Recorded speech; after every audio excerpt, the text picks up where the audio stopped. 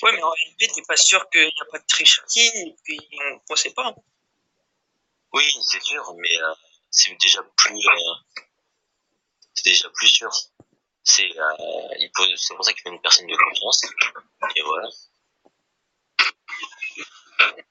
Bah, moi, après, pour revenir sur la Constitution, pour moi, celle-là, elle est pas, quand elle n'est pas passée par les Français, par un référendum, pour moi, elle ne compte pas. Bien. Merci de vos réponses. Maintenant, on va accueillir Nicoline qui va poser sa question à lui. Est-ce que Nicoline, tu nous entends? André? Oui, nous t'entendons. Bonsoir Nicoline, nous t'écoutons. Bonsoir. Alors, moi j'ai une question. Alors, c'est quoi ton objectif du développement? Est-ce que tu comptes déjà les gens à regarder? Parce que ça reste. Et est-ce que tu penses pouvoir construire un J'ai pas bien compris, j'ai pas bien entendu. Je répète. Alors, au niveau du développement, est-ce que tu penses déjà faire quelque chose pour toutes les régions arrivées? Est-ce que tu penses que tu vas réussir à reconstruire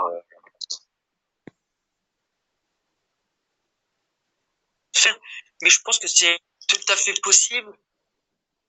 Déjà parce que les gouverneurs ils font du très bon travail.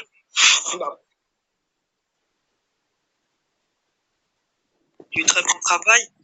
Et après, on avait, dans mon programme, j'ai une de créer des zones économiques spéciales où les taxes seront baissées pour développer les régions les plus démunies par rapport à ceux qui ont déjà d'avance.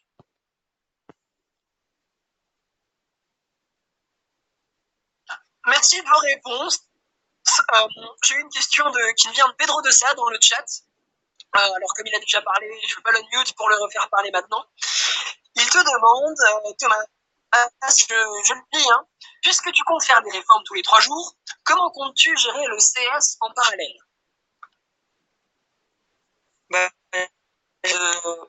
De démissionner de mon poste de chef du CS si je suis élu. En plus, on doit avoir lieu tous les 10 jours, il me semble. Donc ça va être bientôt le cas. Donc dans tous les cas, il va y avoir une élection si je suis élu ou pas. Donc, mais si je suis élu, je démissionne et puis il y aura une élection.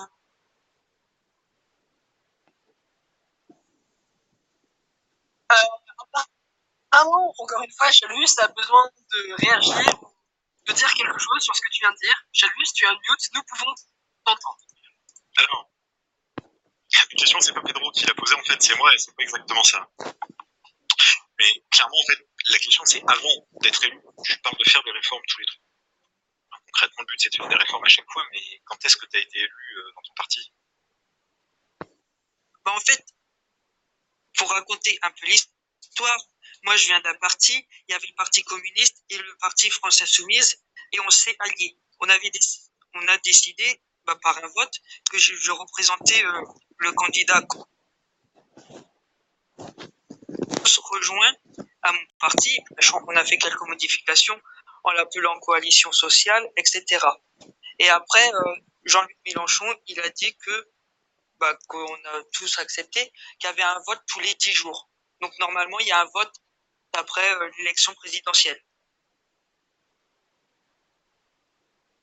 Vous existez depuis combien de temps là exactement? Le parti coalition sociale,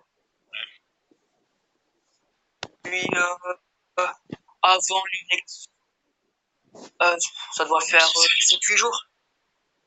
Et depuis un petit peu plus longtemps quand même, CS, il me semblait. C'est presque une semaine et demie. Ok, bah j'attends. Et alors, je vois que la coalition sociale a été fondée le. Oui, ouais, non, mais on est dans ces ça, c'est parce que j'ai créé mon parti Nous Citoyens. Et après, le Parti communiste français et le parti de Jean-Luc Mélenchon, ils se sont rejoints à moi. On a changé le nom et on n'a pas dit où on s'était. Je sais pas si vous comprenez.